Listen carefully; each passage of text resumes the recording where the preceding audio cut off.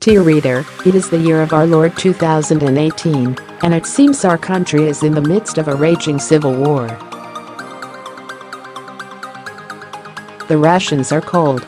The takes are hot. News from the battlefield has been scarce, but for a handful of missives delivered by those brave enough to keep tweeting. And if social media is to be believed, the democracy our forebears fought so dearly to preserve shall be crumbling soon, leaving nothing but empty avocado bins and disappointingly weak cold brews. Send help. We hear at Retropolis motto, the past, rediscovered, don't ordinarily take detours into the realm of parody. However, in the last 24 hours, a phenomenon has exploded online, one that, ironically, may be useful for future historians who must try to distill what it was like to live in these times. It began, apparently, with a fake rumor far-right-wing conspiracy theorist Alex Jones declared over the weekend, without evidence, that Democrats were planning to launch an actual civil war on July 4 to unseat President Trump. Even for Jones, it was a far-fetched claim. Most people ignored it or made sarcastic jokes online about having to drop their barbecue plans at the last minute. For a Twitter user named Amanda Blount, however, Jones' latest rant was just the inspiration needed for the viral hashtag of the summer. Donald Trump says he's a big fan of history, but he doesn't seem to trust historians.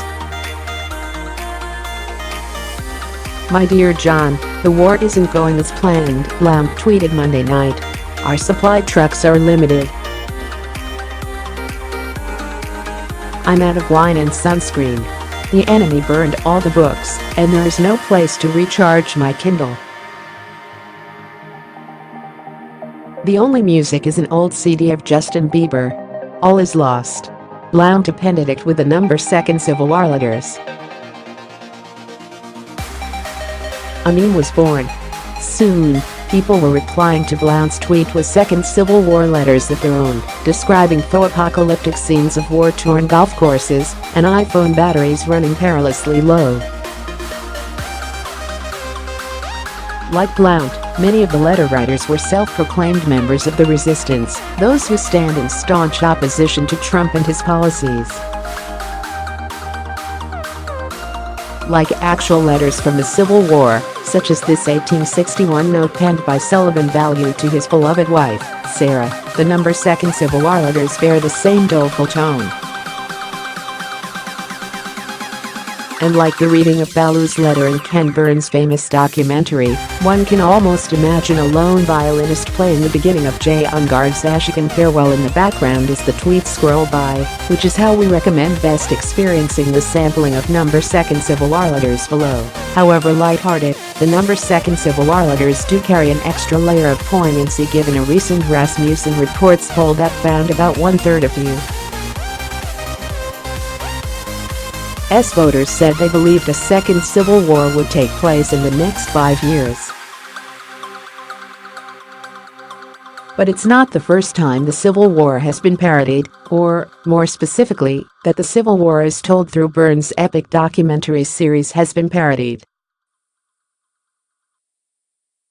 During last year's protests in Charlottesville, a college student named Alan Armantrout donned a Confederate uniform to defend what he said was his family's heritage and was met with a woman who flipped him off with both of her middle fingers. Twitter users promptly set a photograph of their standoff to the aforementioned Ashican Farewell and gave it the Ken Burns treatment.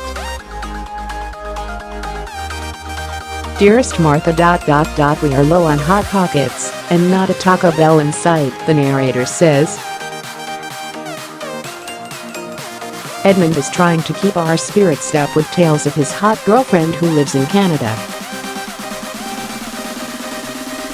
If I should fall on the field of battle, tell my dearest mother that I loved her. and that she mustn't look at my browser history. When asked about the viral parody letters, a spokesman for Burns said the filmmaker was unavailable for comment. A short while later, however, Burns' account tweeted a reference to the hashtag. At press time, his response was contained to a single unthreaded installment. "God help us and then some," Burns said, with a link to his documentary about the real Civil War.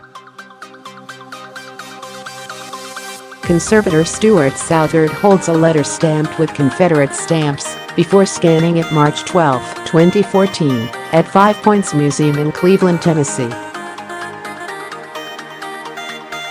where archivists from the Tennessee State Library and Archive were digitizing and photographing records and artifacts from the Civil War. Doug Strickland, Chattanooga Times Free Press via AP. Read more. Frederick Douglass needed to see Lincoln. Would the president meet with a former slave?